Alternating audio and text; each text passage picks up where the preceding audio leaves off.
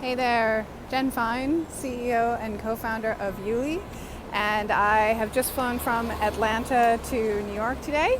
As you can see, a bit of travel hair going on, and I'm just outside of Penn Station, and I'm about to catch a cab to my next lovely host who's going to take care of me for the next week. And I just thought I would stop and, sort of ponder that I've been traveling in the US now since July 12th, and so that's almost 4 months now. And when I took off from Australia, I had a one-way ticket, and I wasn't sure when I was going to be able to get back, and I wasn't even sure I was going to be able to leave the country. So a lot has changed, a lot has happened. I've had an incredible experience here. Hopefully you guys can still hear me over the lovely siren.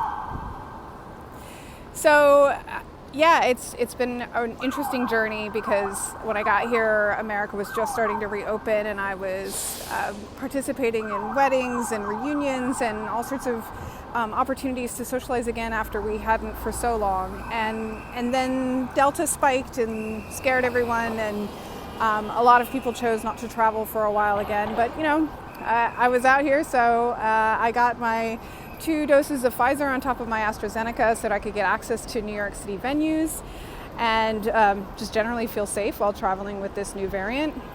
And I was lucky enough to be able to stop in Georgia for nearly a month to stay with my bestie Toyo, who just dropped me off this morning at the airport. Thank you so much for hosting me, and thank you so much for all of my new friends in Atlanta that made me feel so welcome. It was such a great opportunity to see what it's actually like to live in Atlanta. So that was wonderful. And I feel like I've been really blessed with the ability to stay in all these different places with locals who love where they live and show me the real bits of it, not just the sort of touristy aspects of it. And here comes another siren. Hopefully you guys can still hear me. So I also got a chance to meet with Shri Rosenthal in Georgia. So she's the founder of Wanderlust Entrepreneur. She's an incredible businesswoman. If you run retreats, you need to be part of her community, go. Wanderlust Entrepreneur, look them up. She's incredible. The community is incredible. So I was really honored that she came out and met up with me in person. I really appreciated that opportunity to connect in person.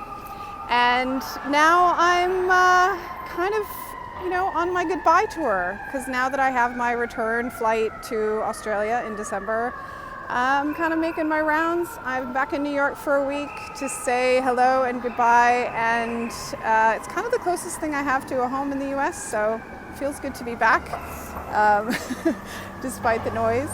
And my next stop is actually going to be in Arizona, where hopefully, travel gods allowing, Vika will be meeting me if she manages to escape from Russia, which is currently going back into more lockdowns. And I feel like the vortexes are calling us, so I think it's going to happen.